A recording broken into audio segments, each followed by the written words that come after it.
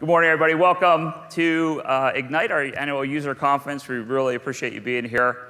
I'm delighted on behalf of myself and everybody at Palo Alto Networks to have you here with us for the next couple days. We know your time is really busy, very valuable to you. It is valuable to us as well, so we promise to use it efficiently and hopefully in a way that you appreciate over the next few days' time. We know a lot of you traveled to be here as well, so thank you for doing that. We appreciate it.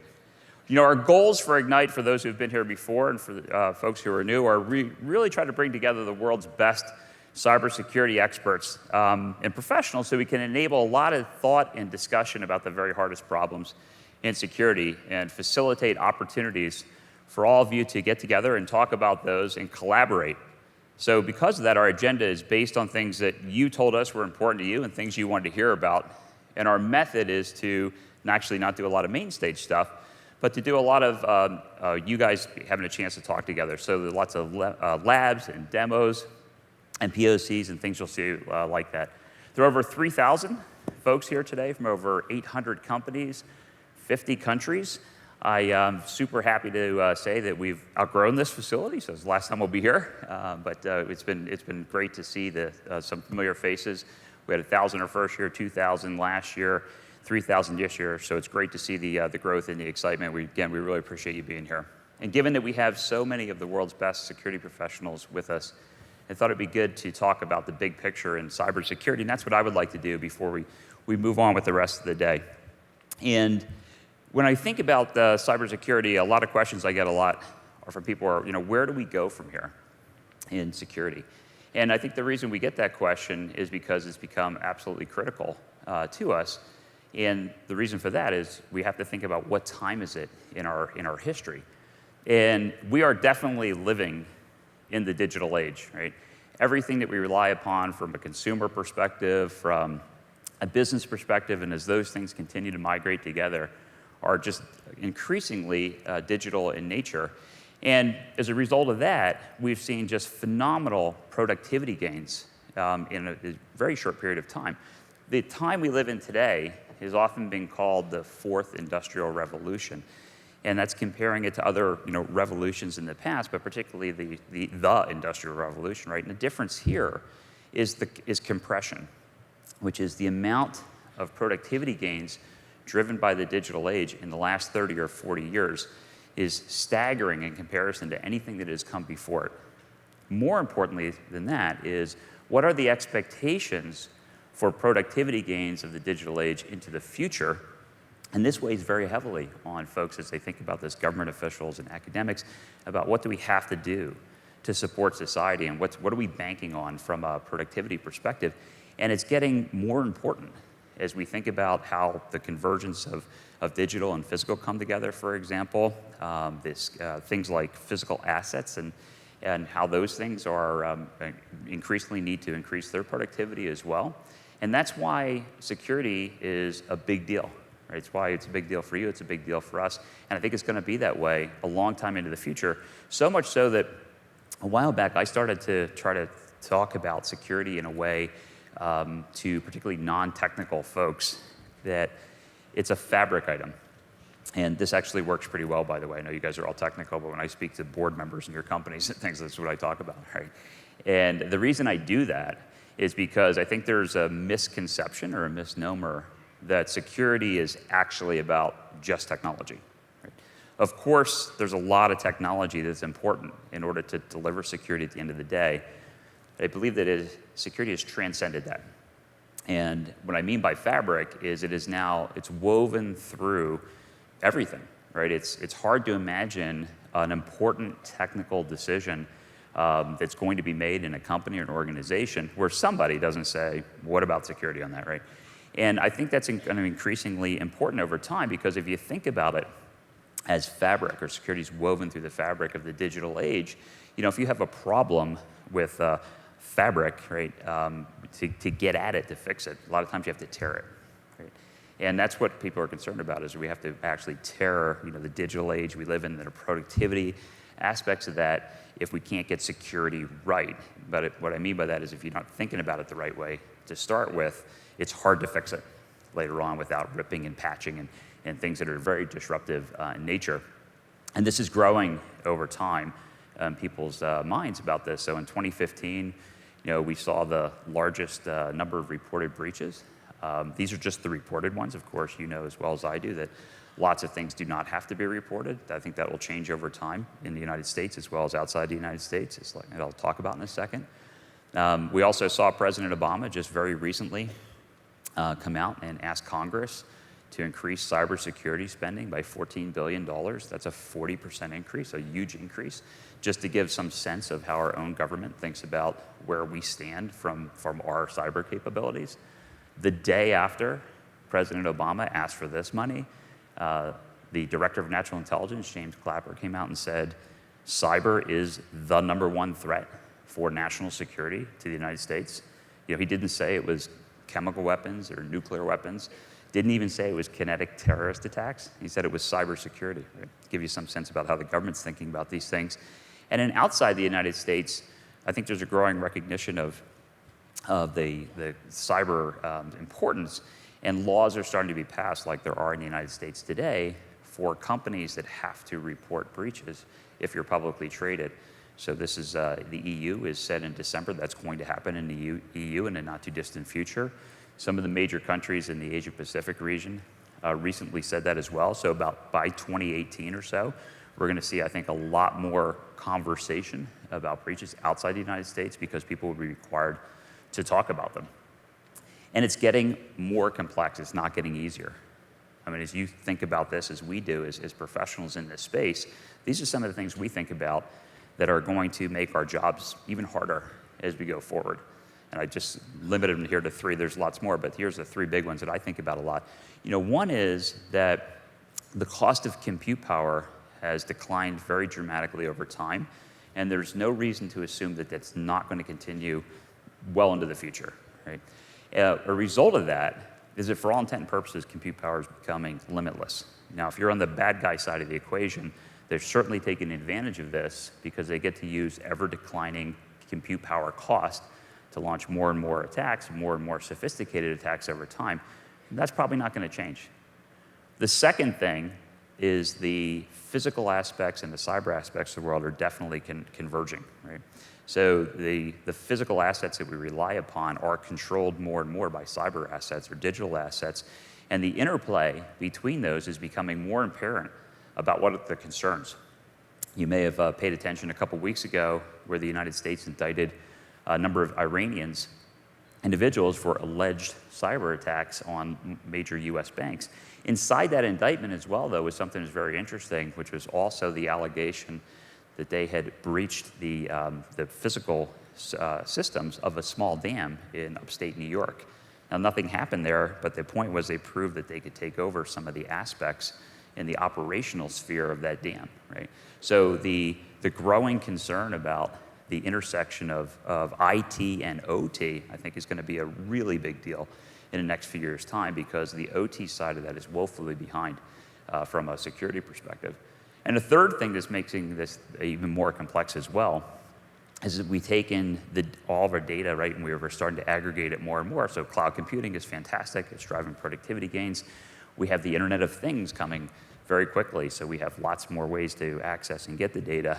And if you're on the bad guy side of this, you say, thank you very much, right? I appreciate you putting all the data in one place and give me lots more opportunities on how to get at it, right? So these are another challenge for us that we have to deal with as we move forward. And for that reason, I think that cybersecurity is a big deal today. It's going to be a big deal forever, certainly in our lifetimes.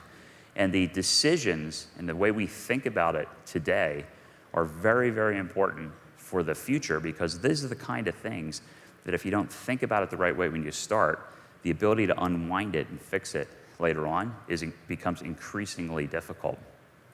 And for that reason, when we think about it, one of the things we like to talk with people about is philosophy, right? Which is maybe kind of odd for a technology company, but we like this as a starting point to say, what's the philosophy about what we're trying to do? Because if you're not sure about where you're trying to go, the chances of getting there are pretty diminished, right? So from our philosophy perspective, we've been talking about it for a decade since we opened the doors of Palo Alto Networks to say that philosophy has to be very prevention-oriented, right? Not that there's going to be total prevention. Nobody believes that, right? We don't believe that either. But prevention orientation about what we're trying to get done. And the reason for that is that if we're not taking a prevention-oriented philosophy, we think that the simple math of what's happening in cybersecurity is going to overwhelm the digital age. And that's because if you have an ever-decreasing cost of compute power, and compute power is becoming, in essence, limitless, right? The ability to launch more and more attacks for less and less cost and make them more sophisticated is advantageous for the bad guys. And then as a result of that, we're going to see lots more attacks and lots more successful attacks, right? That's the setup. We have to do is we have to flip this on its head. We have to say, how do we actually dramatically increase the cost of a successful attack? Because not an attack, a successful attack. Because if we can do that, then economic theory would hold that we should be able to start to reduce the number of successful attacks, not attacks, but successful attacks. And that's really important because it's just math. And if we don't get the math right, we're going to have a real problem.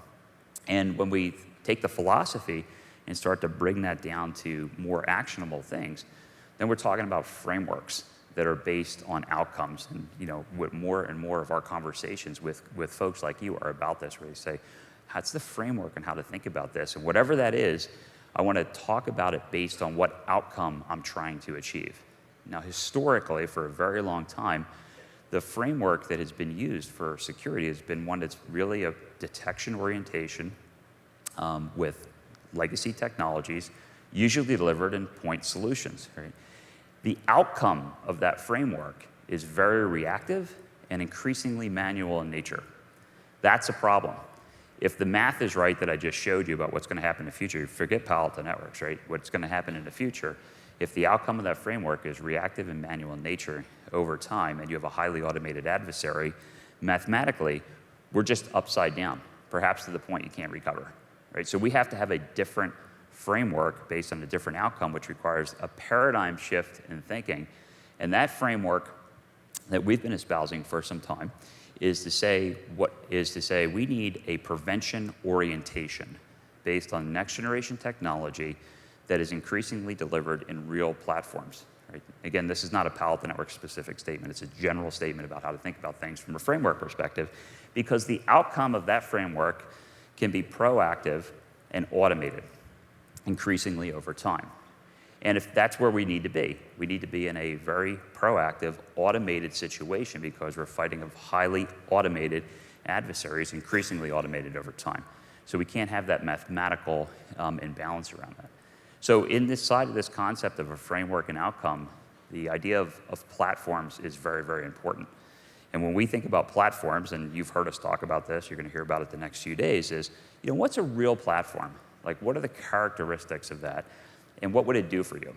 We think from a security perspective, it has 5 characteristics.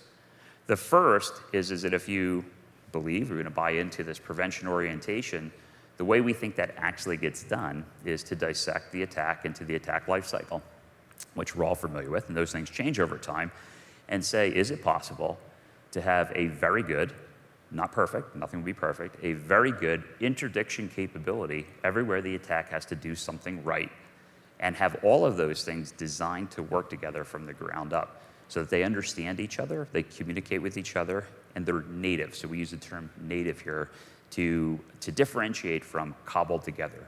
They're native to each other. And if that's the case and you had that, then you could have mathematically higher probabilities of doing something right in the attack lifecycle to get superior security. So that would be the first characteristics of a real platform. The second one would be that it's extensible, flexible and extensible, because we know that security is not static. It's very dynamic. It's changed dramatically in the last 10 years we've been in business. The expectation is going to change dramatically into the future forever. And frankly, we don't know what all that's going to look like. I doubt you do either, right? So a real platform would be flexible and extensible, meaning when the threat landscape changes or when data moves somewhere else and you have to protect it, that the platform would be able to keep up with that in relatively short order without big hardware redesigns or massive software rewrites, which take a very long time to accomplish. So it has to be flexible and extensible in nature. The third thing you'd want a real platform to do, I think, is to be very automated, meaning that if it does something right, in the interdiction of the attack, somewhere in the attack lifecycle, it communicates that to all the other portions of the platform in a highly automated fashion with very, very little manual intervention. So we can get leverage back into that math equation, right? The next thing it would do, it would be very consistent. And what we mean by that is it has to do the same thing the same way everywhere, right? So as you guys know, complexity is not the friend of security. Inconsistency is not the friend of security. So increasingly over time, we think that it has to be a consistent approach of a platform wherever data is. And that could be on endpoints, it can be at the perimeter, it can be in data centers, it can be in AWS, it can be in NSX, it can be in Dropbox, it can be all over the place. And we know it's moving around like that all the time. So you have to be able to have the same kind of security applied everywhere so you have a highly consistent outcome. And the last thing that a real platform would provide, ideally, would be a lot of leverage. Because again, we're working a math equation here, right?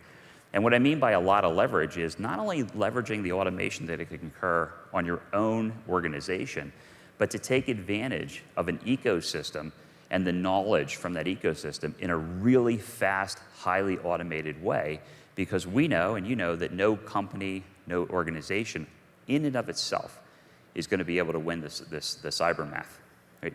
So a real platform would be able to have an ecosystem that grows very quickly and in a very automated way, very quickly, when any of the members of the ecosystem, something good happens, from this prevention capability, everybody gets that as fast as possible. And that's where we can get a lot of leverage. And I want to double click on leverage because I think that's so important to this math equation.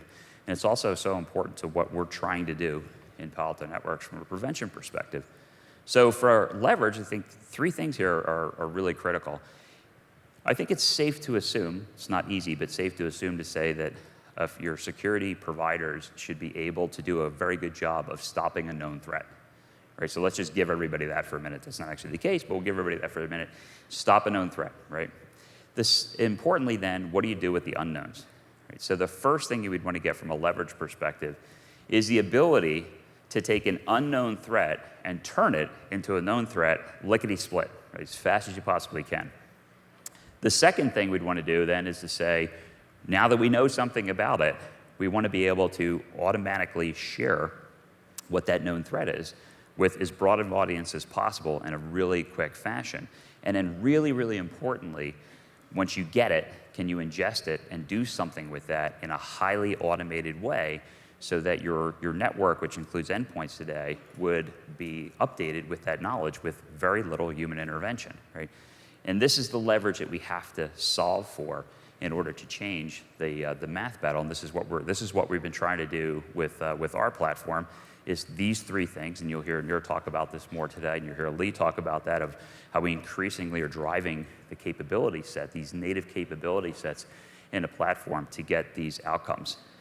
And what does that kind of look like? I'll give you a sense of this. You're all either using Palo Alto Networks, and if you are, thank you for that. If you're not, it's useless to resist us. You should just come along quietly. But this is what this looks like today, these capability sets in a real platform, right? From a leverage perspective, it is increasing over time. Today, we are super happy and proud to be serving over 30,000 enterprises globally. We've been increasing that footprint about 2,000 a quarter, so a super rapid rate of adoption on a global basis. This is what the statistics look like of the platform capabilities from adoption. Over 25,000 of you guys are, got to get my numbers up there, over 25,000 of you guys are using threat prevention, that capability in the platform today. Over 18,000 are using URL filtering in the platform today. Over 9,000 are using Wildfire. This is going up over 1,000 a quarter, by the way, on Wildfire. Wildfire capability today. This one's really important if you're not using it. I really stress that you should check it out. One, because Wildfire in and of itself is the thing, right, that's going to take unknown threats and turn them into known threats. But more importantly, Wildfire is the brains of the platform. So when I talked about leverage, about how do we take unknown threats and turn them into known threats and then get them to everybody in a highly automated way, Wildfire is what does that, right? So if you want the power of all these other organizations and networks working for you and vice versa. Wildfire is a way to do that, and that's why this one's growing so very quickly. In addition to Wildfire, over 2,000 companies we work with today are using Global Protect, which is our capability set on how to provide this kind of security to the distributed user base, and this is growing very quickly as well. Thousands of you are using the VM series. Years ago, we completely virtualized everything, right? Because we knew that was going to be important to what the world was going to look like in the future. And thousands of you have adopted the VM series today because of the capabilities that provides. Nope, went right that one. In addition to that, we have hundreds of customers now using Traps. So a relatively short period of time ago, we entered the endpoint security market because we believe that the endpoints and the network are becoming completely interrelated. I think the more CISOs I talk with, CISOs and CTOs and CEOs, they don't talk a lot about the distinction between networks and endpoints, even though different people run them and different people buy them.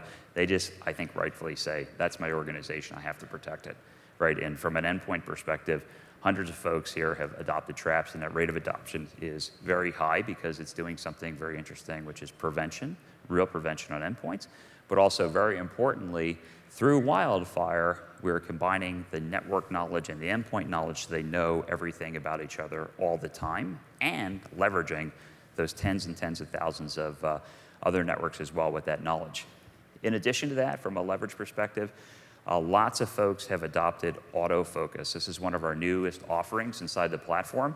This provides highly correlated, relevant information about everything we know on all these networks to your network, right? So if you haven't checked this out, check it out. This is the fastest ramping service as far as adoption that we've ever had in Palo Alto Networks. And one way I like to think about this, again, non-technically, is saying, this is the match that burns down the haystack, right, and just leaves the needles about what do we know across 30,000 plus networks and how that applies specifically to what we know about your network, so you can hunt, right, and be very proactive, back to the proactive automated outcomes we're looking for.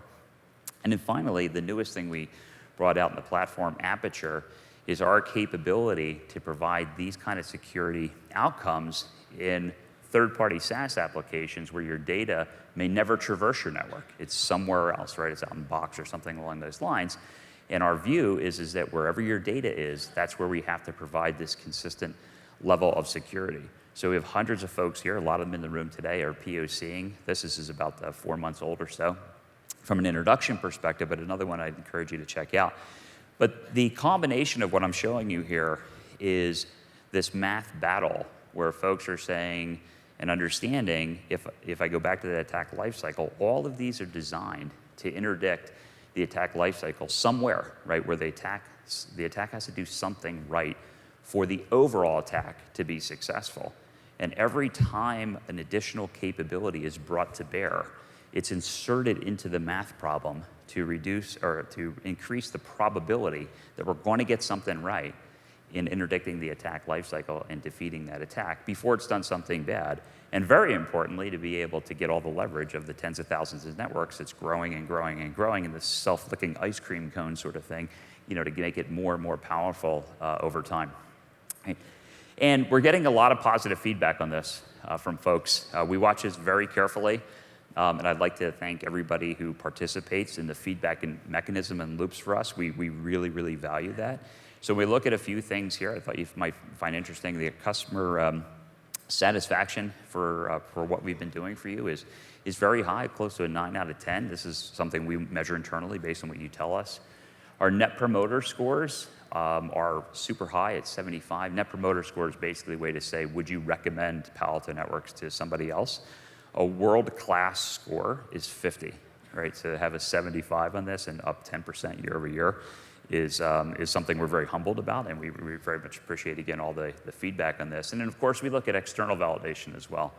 So recently, the J.D. Powers Associates, they do their annual thing on looking at customer support organizations, and we achieved the highest score ever on that, as well as TISA goes and audits our customer support capabilities as well. and we received an outstanding rating, which is the highest we can possibly get. So both based on our internal view of what you're telling us, plus external validation of that, we're getting a lot of positive feedback that everything I'm talking about here, which again is not technical, right?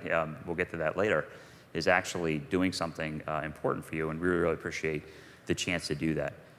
And my commitment to you and Palo Alto's commitment to you is we're going to continue to do that from a focus perspective.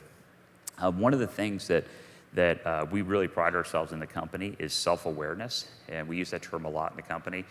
We just try to call things for what they are, right? And from a focus perspective, we are very focused on being a security company. We're not focused on being anything but a security company.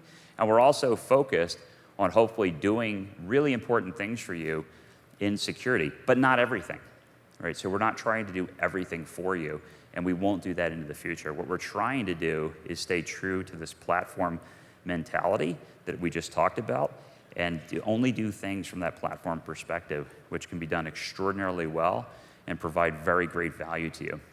And inside of that, when we think about how do we invest our time, our money, our dollars, and our resources, we put a lot into what I'm showing you here. And the first is from an R&D perspective.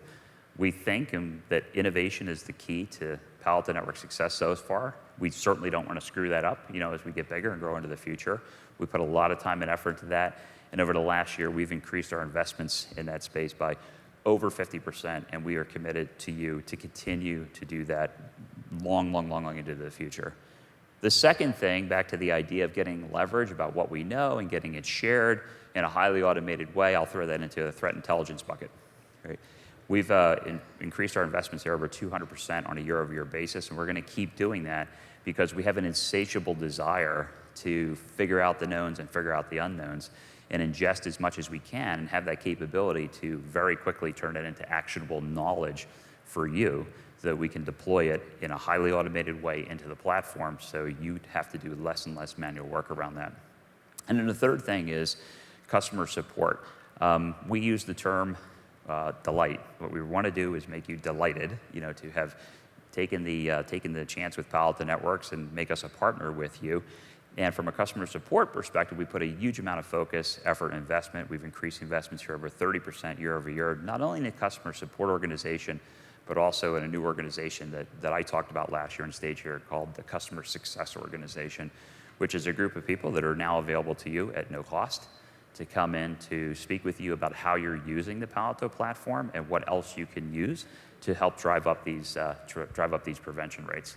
So we're super focused on your success is basically the main point here. When we think about what we're doing, we think it's important back to the digital age and the protection of productivity gains into the digital age. And we think it's important that we understand that about how that impacts your business. We think of ourselves as in business with you along those lines, and we need to make very sure that we continue to focus that way on your success. And you're going to hear a lot about that from Nir and Lee about some more specifics around that as we go on through the day. And more importantly than that, we're going to have a great opportunity to spend a lot of time with each other, like I said, in labs and POCs and all the stuff that we know you really care about, as opposed to me talking to you about how to interact with each other and to make this better and better.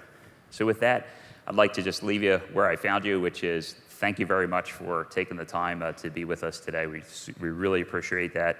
We really appreciate the fact that so many of you have come back for the second, third, fourth time for Ignite, and I hope to see everybody again here next year. Thanks for your time.